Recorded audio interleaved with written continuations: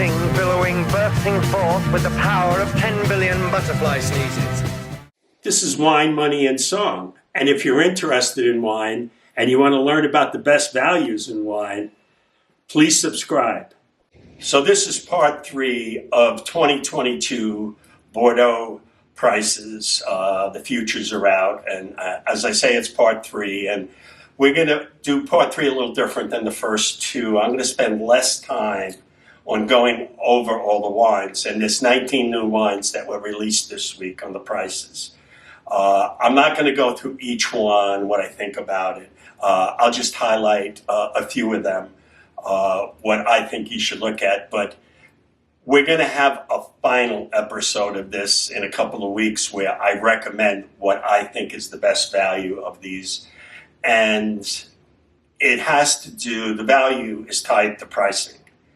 And that's going to be the key component because the quality seems to be high. And what I'm going to talk mainly about today is what has gone into the 2022 Bordeaux harvest that makes it outstanding or doesn't make it outstanding. So all of the Bordeaux producers, or most of the Bordeaux producers, during the Entrepreneur Week, they had this echo that, yeah, it was very hot, but the wines have freshness, they have the balancing acidity, and they kept saying that. And the reason why they kept saying it, in 2003, they produced, it was a very hot year, and it was a very dry year.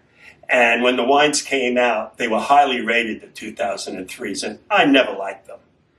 To me, they had a rôti quality, a roasted quality, and the wines really lacked some elegance, and they would abruptly halt. Now, there are exceptions. There's some excellent 2003s, but there are a lot of them that are overrated and really didn't have length and balance to them. And as I said, they had that roasted quality.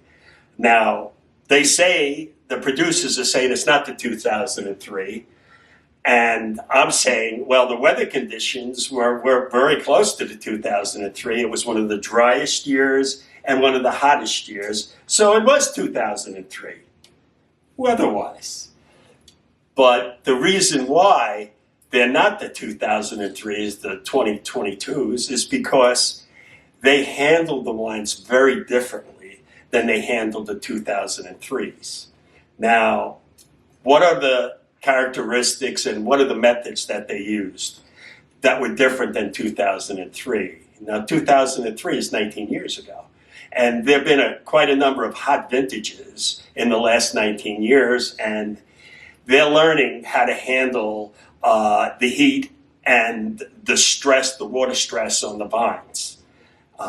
What they're doing is the canopy management, meaning the green leaves that grow over the bunches of grapes. They're leaving more green out there so the grapes don't get sunburned. That's one of the things. Canopy management, very important. And the berries don't get shriveled up and sunburned. Also, when they ferment the wines at a cooler temperature and they gently extract the grapes. They don't use heavy extraction methods. And the way I can do it in common terms is if you have a cup of tea and you leave the tea bag in for 2 minutes and you stir it around, you want to get more flavor, more color out of it, and you drink it after 3 minutes, it's nice. But if you leave it in for 5 minutes and you keep fooling around, jamming the bag around, it's going to be a little bitter.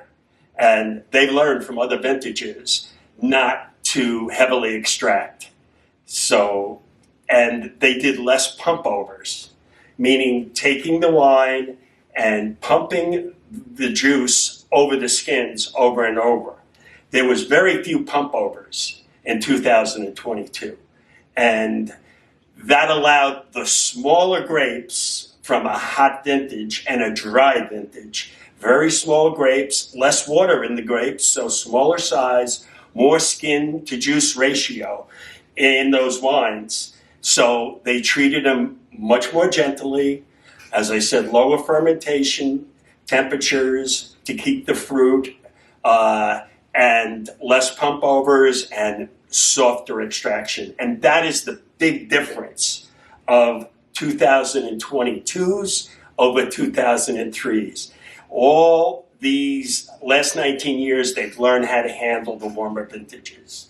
Now, what areas did very, very well? Which are the areas, the appellations that you have to be careful of? Well, the heavier soils did better in 2022 because they retained moisture. And when you have a drought, what happens is if there's no water for the grapes to draw upon, they become stressed. And the quality of the grapes is compromised. But if you have heavier soil, it keeps those vines nourished. And also older vines do much better than younger vines because older vines are deeper in the soil and they can search out moisture. So areas that did well with the heavier soils, Saint-Eustache, I'm sure Montrose hit it out of the ballpark in Saint-Eustache. Coestanel too, I'm sure, great quality. I haven't tasted it yet, but I'm sure because they have the heavier soils. Pauillac, that area, heavier soils, and some of the Saint Julians. The ones you have to watch out for are the Graves because it doesn't have the clay. It doesn't have the heavier soil. It has the gravelly where it drains and water runs right through it. So it doesn't hold water well. And on the right bank, you have to be careful of the Centimillions and Pomerols that have the clay. They're going to do better, the heavier soils. Petrus is practically all clay. And you have to know who has the heavier soils and who has the lighter soils. That's what made the difference in this vintage. This week, we have 19 new wines in the listing, and we're still waiting for some of the big guys to come out. You're going to see, we're going to list the wines, and there'll be two tables showing the wines and showing the 2022 prices, the 21s, 20s, 19s, and 18s. And at the end of all of these episodes that I have, I will make my recommendations, the final summarizations. But you're going to have to look at these tables and figure out where the values are for you. I will let you know that the ones that I particularly like and look at and are interested in. So this week we had Siran, which is a Margaux, which is not a popular one that I like. Camitsac from Omedac is out, and that's also another wine that's a minor wine, but it's inexpensive. Soutard, which is a Saint-Emilion, is out. Latour Carnet, which is a classified growth from Omedac. And Bataille, which is a Pauillac, which is inexpensive and is something to look at in this vintage, I think, for value. La Fleur de Gué, a Pomerol, whether you like it or not. Couffran, an Omedac, which is famous in England.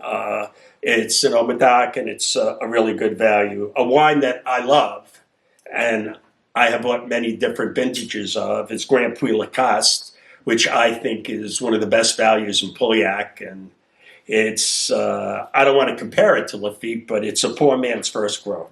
Outstanding quality every year, and I go back to the 70s with these wines, and I really like them. The price I have for the 2022 is $79.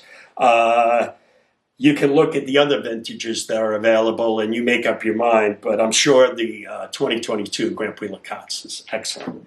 Sociando Mallet, Omedac, is out, and if you like that, there's a follow. It's a big style Omedac. La Louvière, a Grave, a nice wine, Potensac from the Bordeaux family, a Medoc wine. Saint-Pierre, which is Henri Martin stable, that makes a very solid Saint-Julien, big style, is out. You should look at that. Citran, also another famous wine in England that sells well in England. You can look at that. And Grand Prix du Casse, not the Grand Puy Lacoste, but Ducasse is also a lower price, almost half the price of Grand Prix Lacoste, and they're making better wines. You can look at that for value. Villa Marine, which is a Saint-Emilion, which I have very little experience, but when I've tasted it, it's been very good. Clerc Milan, which is a Pauillac, was in the Rothschild family. That's something that people know. And one of my favorite wines, Brandet de Cru, which is a Saint Julien, and it's priced at $55. And that's a wine I'm sure that's well made, but you have to make the decision of value yourself. The Chateau Talbot is released, Saint Julien, and they've been hitting the ball out of the ballpark the last 4 or 5 vintages.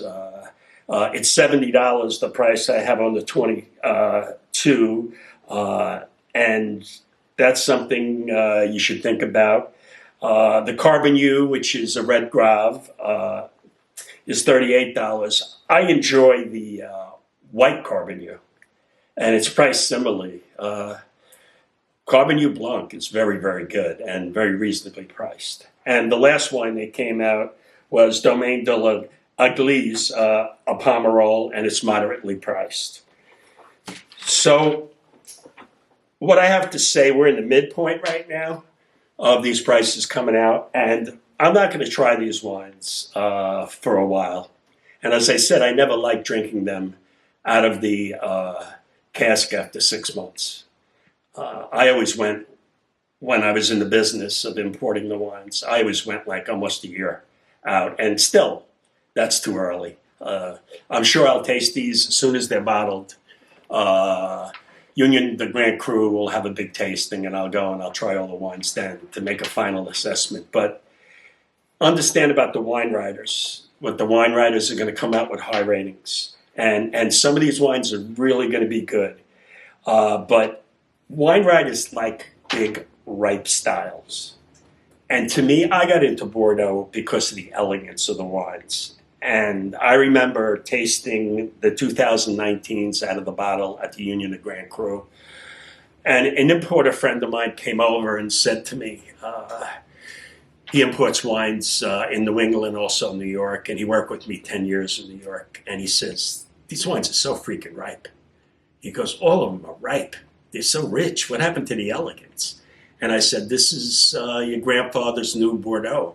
This is how it's going to be. This is global warming. Now, the wines are still outstanding, but they're not your grandfather's Bordeaux's. They're bigger. A lot of these wines are close to 15% alcohol. Everyone says they have fresh acidity and everything like that, but some of the areas, they had problems with the heat stress and with the dehydration, lack of water for the roots. And you're not going to see this until really the wines are bottled. So the ratings, as I said, they're going to be off the charts with a lot of the wines because they're going to be very impressive, really fruity, big. And the 2003s had a lot of fruit, were very impressive up front, but they never showed the charm. Now, these wines are showing charm in the beginning, but there's still a process, a maturation period they have to go through. So we'll be following this the next few weeks. And as I said at the end, I'm going to come out with what I think are the values. I'm not going to rate the wines because I'm sure the wines, and I really want to have these later on. So be ready for the next few episodes and follow along, and hopefully I can give the information you need to make smart buying decisions.